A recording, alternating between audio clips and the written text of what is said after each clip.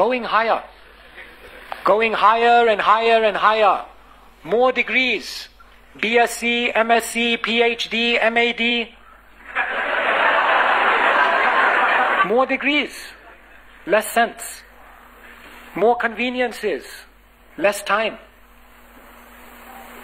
Conquered the outer world, but struggling with the inner world. We're going higher and higher, setting higher and higher goals. But are they making people happier? You see, there's a difference between growth, progress, and success. In the world today, they conflate all three of these three things and they say it's the same thing. If you're growing, then it means you're progressing. And if you progress, then it means you're successful. And if you're successful, it means you're happy. But actually, these three things are very, very different things. Growth means, yes, earn more money. Growth means, yes, have a better job. Growth means, yes, rise to the heights of academic success. But growth doesn't mean progress.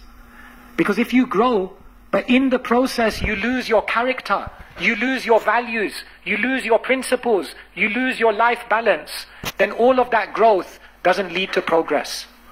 Only when growth is accompanied by character, values, principles, balance, then it becomes progress.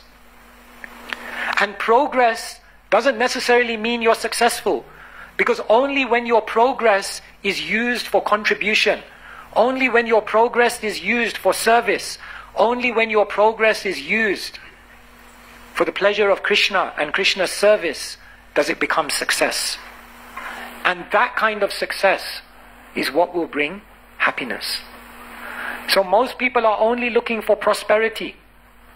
Later on, people look for relationships. Later on, people look for contribution or feeling of achievement. We say this is the happiness of the senses.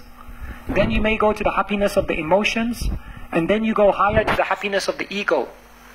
But all of these things, if you don't ultimately use it in spirituality, if you don't use your prosperity in spirituality, if you don't connect your relationships in spirituality, if you don't make your achievements part of some great contribution to the world, then all of those things will not make you happier. And so, the first lesson of life is that when you see the ceiling, aim high. Don't just aim for material things, but aim for how you can then use those material things in service to Krishna. Then your growth becomes progress, which leads to success, which brings about happiness.